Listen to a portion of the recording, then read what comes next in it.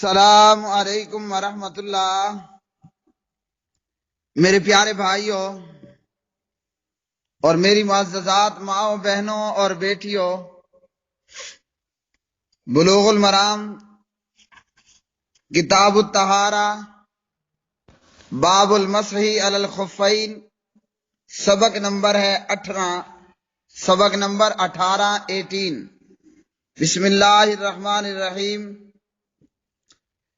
ان عمر رضی اللہ تعالی عنہ موقوفا وانس مرفوعا اذا توضع احدکم ولبس خفیہ فلیمسح علیہما ولیصلی فیہما ولا یخلعہما ان شاء الا من جنابۃ، اخرجہ الدارقطنی والحاکم وصححہ۔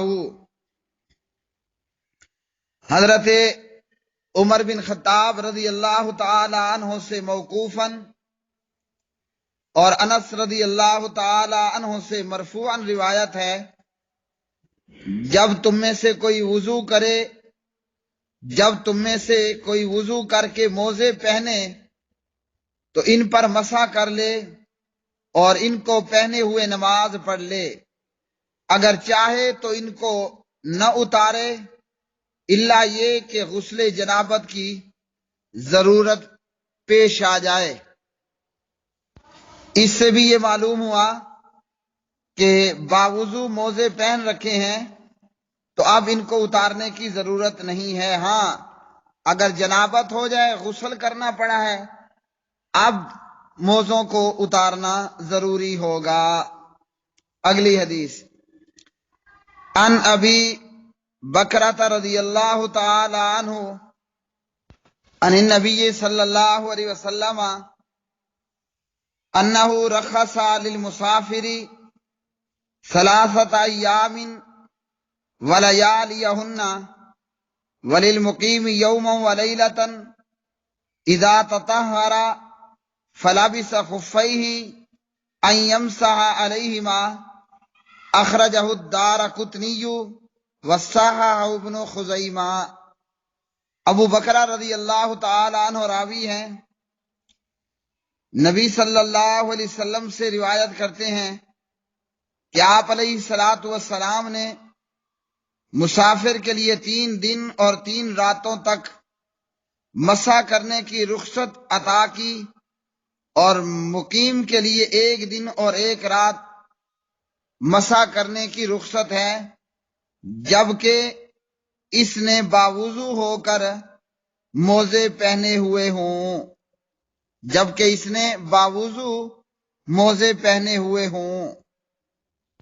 تو ان 2 روایات سے یہ معلوم ہوا کہ اگر باوضو پہنے ہوئے ہوں تو مقیم کے لیے 1 دن 1 رات اور مسافر کے لیے 3 دن 3 رات مسح کرنے کی رخصت ہے، اجازت ہے۔ اس سے جو پیچھے کی حدیث ہے عمر سے موقوف اور انس سے مرفوع، تو یہ روایت مرفوعاً سند اس کی ضعیف ہے، کیونکہ اس میں مقدام بن داؤد وہ ضعیف ہے، اور موقوفاً یہ روایت عمر رضی اللہ تعالی عنہ والی صحیح ہے۔ تو ان دونوں روایات سے یہ معلوم ہوا کہ موزوں پر مسح کرنا جب باوضو پہن رکھے ہیں تو درست ہے۔ اگلی حدیث، ان ابی بن عمارۃ رضی اللہ تعالی عنہ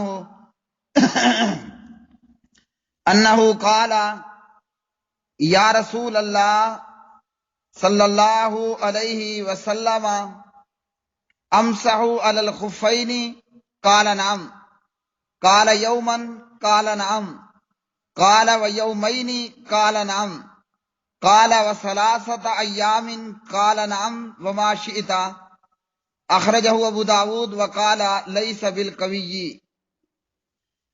ابی بن عمارہ رضی اللہ تعالی عنہ راوی ہیں، اور یہ روایت سندن ضعیف ہے۔ ابی بن عمارہ کہتے ہیں میں نے کہا اللہ کے رسول کیا میں موزوں پر مسح کر سکتا ہوں؟ آپ علیہ الصلوۃ والسلام نے فرمایا جی ہاں کر سکتے ہو۔ کہتے ہیں میں نے عرض کی ایک دن؟ آپ نے فرمایا ہاں ایک دن۔ اسی طرح میں نے پوچھا کیا 2 دن؟ آپ نے فرمایا ہاں 2 دن۔ ابئی کہتے ہیں میں نے پوچھا 3 دن؟ آپ نے کہا ہاں 3 دن، اور جب تک تیری مرضی ہو۔ تو یہ روایت سندن ضعیف ہے، اس پر عمل نہیں ہوگا ضعیف ہونے کی وجہ سے، اور صحیح اور حسن احادیث جن احادیث میں مسح کرنے کی مدت کے متعین ہونے کا ذکر ہے، یعنی کہ مسافر کے لیے 3 دن 3 رات، مقیم کے لیے 1 دن 1 رات، تو ان صحیح احادیث کے چونکہ یہ خلاف ہے اور سندن ضعیف ہے، اس لیے اس حدیث پر عمل نہیں ہوگا۔ اس باب میں صحیح بات یہی ہے کہ مسافر 3 دن 3 رات اور مقیم 1 دن 1 رات جو ہے وہ مسح کر سکتا ہے، جبکہ اس نے موزے یا جرابیں باوضو ہو کر پہنی ہوئی ہوں۔ اس روایت کے متعلق ابی بن امارہ کی اس روایت کے متعلق امام احمد فرماتے ہیں کہ اس کے رجال غیر معروف ہیں، اور ابن الجوزی نے کہا کہ روایت موضوع ہے۔ اس حدیث کے راوی حضرت ابی بن امارہ رضی اللہ تعالی عنہ پیارے نبی علیہ الصلوۃ والسلام کے جلیل القدر صحابہ میں سے ہیں۔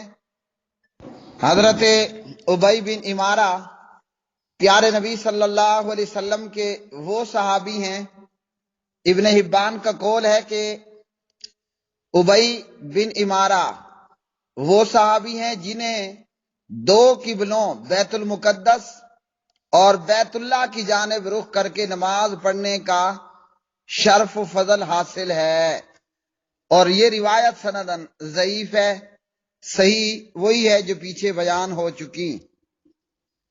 اگلا باب، باب نواقض الوضوء، وضو توڑنے والی چیزوں کا بیان۔ ان انس رضی اللہ تعالی عنہ قال کان اصحاب رسول اللہ صلی اللہ علیہ وسلم علی عہدہ ينتظرون العشاء حتى تخفق رؤوسهم ثم يصلون ولا يتوضؤون، اخرجہ ابو داود وصححہ الدارقطنی واصلہ فی مسلم۔ حضرت انس بن مالک رضی اللہ تعالی عنہ فرماتے ہیں کہ عہد رسالت مآب صلی اللہ علیہ وسلم میں صحابہ کرام نماز عشاء کا اتنا انتظار کرتے کہ غلبہ نیند کی وجہ سے ان کے سر جھک جاتے، مگر پھر وہ وضو کیے بغیر نماز پڑھ لیتے۔ اسے ابو داود نے روایت کیا، دارقطنی نے صحیح کہا، اور اس حدیث کی اصل مسلم میں ہے۔ یہ باب ہے باب نواقض الوضوء، وضو کو توڑنے والی چیزوں کا بیان۔ اس حدیث سے یہ معلوم ہوا کہ اگر بندہ نماز کے انتظار میں بیٹھا ہے اور نیند کا غلبہ اس پہ ہونے لگتا ہے، اور غلبہ نیند کی وجہ سے اس کا سر جھک جاتا ہے بار بار نیچے کو، تو اس سے وضو نہیں ٹوٹتا۔ میرے پیارے بھائیوں، اس حدیث سے ہمیں کچھ باتیں معلوم ہوئیں۔ پہلی بات تو یہ معلوم ہوئی کہ مسجد نبوی صلی اللہ علیہ وسلم کے مقتدی نماز عشاء کا انتظار کرتے رہتے کہ امام صاحب آئیں گے اور نماز پڑھائیں گے، اور جس طرح کے دیگر صحیح احادیث میں یہ بات موجود ہے کہ پیارے نبی صلی اللہ علیہ وسلم نماز عشاء کے تعلق سے جب دیکھتے کہ نماز پڑھنے والے جمع ہو گئے ہیں تو آپ نماز پڑھا دیتے، اور جب دیکھتے کہ ابھی پوری طرح جو آنے والے ہیں وہ نہیں آئے تو پھر پیارے نبی صلی اللہ علیہ وسلم نماز عشاء لیٹ کرا دیتے. اور ایک حدیث میں ہے کہ پیارے نبی صلی اللہ علیہ وسلم نے ایک دن نماز عشاء کافی لیٹ پڑھائی اور فرمایا کہ تمہارے علاوہ اس دھرتی زمین پر اس جیسی نماز کے انتظار کے لیے کوئی بیٹھنے والا نہیں ہے. اگر مجھے اپنی امت پر مشقت کا ڈر نہ ہوتا تو یہی وقت تھا نماز عشاء کا. تو آج ہماری حالت کیا ہے؟ ہماری حالت یہ ہے کہ پہلے تو نماز پڑھنے کے لیے آتے نہیں ہیں، اور اگر آ جائیں تو مسجد سے جلدی بھاگنے کی جلدی ہوتی ہے. اور اگر امام صاحب نماز پڑھانے کے لیے آنے میں لیٹ ہو جائیں تو پھر جو ہے وہ ہماری زبانیں بہت کچھ کہہ جاتی ہیں. دوسرا اس حدیث سے یہ معلوم ہوا کہ جب بندہ نماز کے انتظار میں بیٹھا ہے، نیند کی وجہ سے اس کا سر بار بار نیچے کو جھکا جا رہا ہے تو اس سے اس کا وضو نہیں ٹوٹتا. یہ حدیث اس بات پر دلالت کرتی ہے کہ جب تک انسان گہری نیند نہ سوئے اس وقت تک اس کا وضو نہیں ٹوٹتا، اور جب وہ گہری نیند سو جائے تو پھر اس کا وضو ٹوٹ جائے گا. اسی طرح اگر کوئی شخص باوضو ہو کر بیٹھا ہے، اس نے ٹیک لگائی یا لیٹ گیا یا اسی طرح کوئی ایسی پوزیشن بنا لی کہ جس میں وہ مکمل اور گہری نیند کے اندر چلا گیا تو پھر اس کا وضو ٹوٹ جائے گا. اگر ٹیک نہیں لگائی، لیٹ کر نہیں ہے، سہارا نہیں لیا ہوا، بلکہ بیٹھے بیٹھے نیند کی وجہ سے اس کا سر نیچے کو جھکا جا رہا ہے تو اس سے اس کا وضو نہیں ٹوٹے گا. ہاں اگر ٹیک لگائے گا، لیٹے گا، سہارا لے گا، اور پھر اگر وہ سویا اور اس کو نیند آئی، اونگ آئی، تو اس کا وضو جاتا رہے گا. کیوں کہ اب اسے نہیں شعور رہتا کہ کیا ہوا اور کیا نہیں ہوا. اگلی حدیث عن عائشہ رضی اللہ تعالی عنہا قالت جاءت فاطمہ بنت ابی حبیش الى النبی صلی اللہ علیہ وسلم فقالت یا رسول اللہ ان امرأۃ استحاض فلا اطہر افادع الصلاۃ قال لا انما ذلك عرق وليس بحیض فاذا اقبلت حیضتک فدع الصلاۃ واذا ادبرت فاغسلی عنک الدم ثم صلی. متفق علیہ. ام المومنین سیدہ عائشہ صدیقہ طیبہ طاہرہ رضی اللہ تعالی عنہ اس روایت کی راویہ ہیں. فرماتی ہیں فاطمہ بنت ابی حبیش رضی اللہ تعالی عنہ نبی اکرم صلی اللہ علیہ وسلم کی خدمت میں حاضر ہوئیں اور عرض کی کہ یا رسول اللہ صلی اللہ علیہ وسلم میں ایسی عورت ہوں جو ہمیشہ استحاضے کے خون میں مبتلا رہتی ہوں، پاک ہوتی ہی نہیں ہوں، خون آتا ہی رہتا ہے. کیا میں ایسی حالت میں نماز چھوڑ دوں؟ یعنی جب استحاضے کا خون مجھے آتا رہے جتنے دن، اتنے دن میں نماز چھوڑ دوں؟ یعنی جس طرح حیض کے دنوں میں نماز چھوڑ دی جاتی ہے. نبی علیہ الصلوۃ والسلام نے فرمایا کہ نہیں، یہ تو ایک رگ ہے، یعنی یہ تو ایک رگ ہے جو پھٹ جاتی ہے اور خون بہتا رہتا ہے، حیض کا خون نہیں ہے. ہاں جب ایام حیض شروع ہوں تو نماز کو چھوڑ دو، اور جب ایام حیض پورے ہو جائیں تو خون دھو کر نماز پڑھو. اس حدیث سے یہ معلوم ہوا کہ استحاضہ کے خون کے آنے میں نماز کو نہیں چھوڑنا، نماز نہیں چھوڑنی تو روزہ بھی نہیں چھوڑنا۔ ہاں، استحاضے کے خون میں استنجا کر لینا ہے، خون دھو لینا ہے، کپڑے جو گندے ہیں ان کو صاف کر لینا ہے، اور اس کے بعد وضو کرنا ہے اور نماز پڑھنی ہے، اور ہر نماز کے لیے یہی کرنا ہوگا۔ سبھی نمازوں کے لیے اسی طرح کا اہتمام کرنا ہوگا۔ عورت کو 3 طرح کے خونوں سے واسطہ پڑتا ہے۔ خاتون کو 3 طرح کے خون آتے ہیں۔ ایک حیض کا خون، جو کہ ہر ماہ چند مخصوص دنوں میں عورت کے بالغ ہونے سے لے کر بڑھاپے تک جو ہے وہ آتا رہتا ہے۔ ہاں، جن دنوں میں عورت حاملہ ہوگی، حمل ہونے کی صورت میں حیض کا خون آنا بند ہو جاتا ہے، یا یہ کہ عورت بڑی عمر کی بوڑھی ہو جائے پھر بھی عورت کو حیض کا خون بند ہو جاتا ہے، یا یہ کہ عورت جو ہے وہ میڈیکلی بیمار ہو، اس کے حیض کے خون میں کوئی پرابلم ہو، تب بھی حیض کا خون نہیں آتا۔ تو عورت کو 3 طرح کے خون آتے ہیں، جن میں سے پہلا خون وہ حیض کا خون ہے، جس کا رنگ سیاہی مائل ہوتا ہے۔ دوسرا خون آتا ہے نفاس کا خون۔ یہ وہ خون ہوتا ہے جو بچے کی پیدائش کے بعد تقریباً زیادہ سے زیادہ 40 دن تک یا اس سے کم 40 دن تک یا اس سے کم میں آتا ہے، یعنی بچہ پیدا ہونے، ڈیلیوری ہونے کے بعد یہ خون جو آتا ہے اس کا نام ہے نفاس کا خون، اور اس کی مدت تقریباً 40 دن یا اس سے کچھ کم۔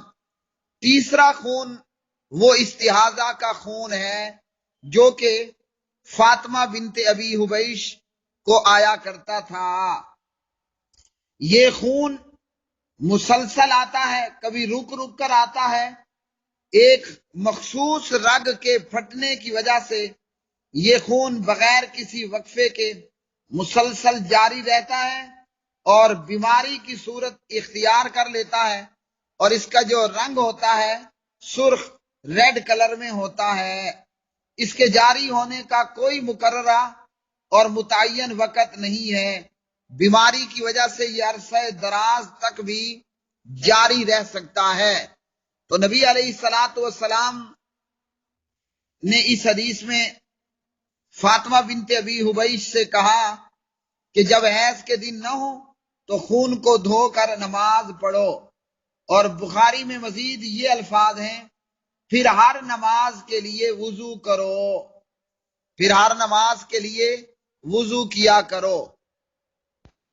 تو میرے پیارے بھائیوں اور میری معززات ماؤں، بہنوں اور بیٹیوں، آج کے سبق سے ہمیں یہ معلوم ہوا، موزوں پر مسح کرنا مقیم کے لیے 1 دن 1 رات، مسافر کے لیے 3 دن 3 رات، جب باوضو پہن رکھے ہوں۔